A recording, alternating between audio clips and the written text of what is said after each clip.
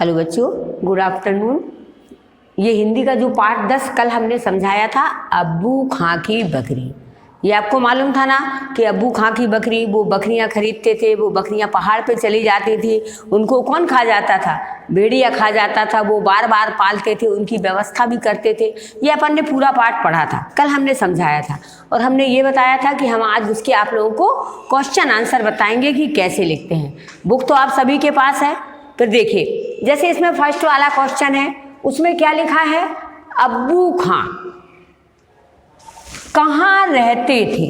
अब आप लोग क्या करते हो, कई बार चंद्र बिंदु नहीं लगाते, कहाँ कह देते हो।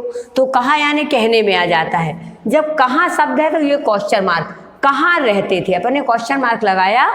उन्हें कौन सा शौक था, ठीक है, वो कौन सा शौक रखते थे। तो इसमें दो क्वेश्चन है, एक कहाँ, एक कौन सा। तो सबसे पहले अब्बू खां कहाँ रहते थे, तो अपन क्या लिखेंगे? अल्मोड़ा। बाकी पूरा वही का वही हो जाएगा। अब्बू खां अल्मोड़ा में रहते थे। आया ना समझ में? इसके बाद अपन पूर्ण विराम लगाएंगे। अब इसी के साथ देखो दूसरा क्वेश्चन है, उन्हें कौन सा शौक था। शौक तो था, पर कौन सा शौक था? बकरी पालने का। तो ये देखो, ये आ गया ना, है पूरा वही का वही। आपको सेंटेंस जमा के लिखना है। इसी तरीके से आगे वाले क्वेश्चन हम आपको समझा रहे हैं, जो आप लोग अपनी कॉपी में नोट कर लेंगे और कॉपियां भी चेक करा लीजिए। देखिए, सेकंड क्वेश्चन इसी में दिया है, अब्बू खां की बकरियां भागकर कहाँ चली जाती थी। फिर उसमें आया, देखो कहाँ चली जाती थी। तो अब्बू खां की बकरियां कहाँ जाती थी? वो खुली हवा पहाड़ पर चली जाती थी। कहाँ चली जाती थी? पहाड़ पर चली जाती थी। भागने वाली बकरी का क्या हाल होता था? इसमें भी उनने दो क्वेश्चन जोड़ दिए हैं। जो बकरी पहाड़ पर भाग जाती थी तो उसका क्या हाल होता था, उसको वहाँ पे पहाड़ पे आप क्या लिखोगे? भागने वाली बकरी। सबसे पहले अब्बू खां की बकरियां भागकर पहाड़ पर चली जाती थी, और इसी के साथ भागने वाली बकरियों का क्या हाल होता था। भागने वाली बकरियों को वहाँ रहने वाला भेड़िया उन्हें क्या करता था? खा लेता था। आया ना समझ में? इस तरीके से आप लिखेंगे। थर्ड क्वेश्चन देखिए, चांदनी नामक बकरी के लिए अब्बू खां ने कौन सा नया इंतजाम किया था। वो दोबारा चांदनी नामक एक बकरी ले आया था। उसको क्या इंतजाम किया था? उसने आंगन में बागुड़ कर ली थी, बाड़ लगा ली थी, जिससे कि ये पहाड़ पर ना जा पाए। तो आप आंसर कैसे लिखेंगे? चांदनी नामक बकरी के लिए अब्बू खां ने आंगन में बाड़ लगा ली, अर्थात बागुड़ कर ली थी। आ गया समझ में? इस तरीके से लिखेंगे। आगे देखिए, आगे वाला क्वेश्चन, पहाड़ पर पहुंचकर चांदनी ने क्या क्या किया।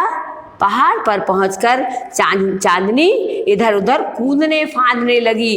पहाड़ों पर, चट्टानों पर, गड्ढों पर आदि जगह वो क्या करने लगी? कूदने लगी, और वहां मस्त होकर आनंद उठाने लगी। आया ना समझ में? इस तरीके से करेंगे। आगे वाला क्वेश्चन देखिए, इसको आप भी देखिए। चांदनी कमजोर थी और भेड़िया कैसा था? ताकतवर था। फिर भी चांदनी भेड़िया से क्यों लड़ पड़ी? ये चांदनी को मालूम था कि मैं कमजोर हूं, परंतु वो भेड़िए से क्यों लड़े? अब इसका आंसर देखिए, चांदनी कमजोर थी और भेड़िया ताकतवर था।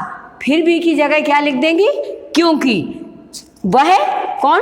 चांदनी कायर नहीं थी, डरपोक नहीं थी, इसलिए वो भेड़िए से लड़ पड़ी।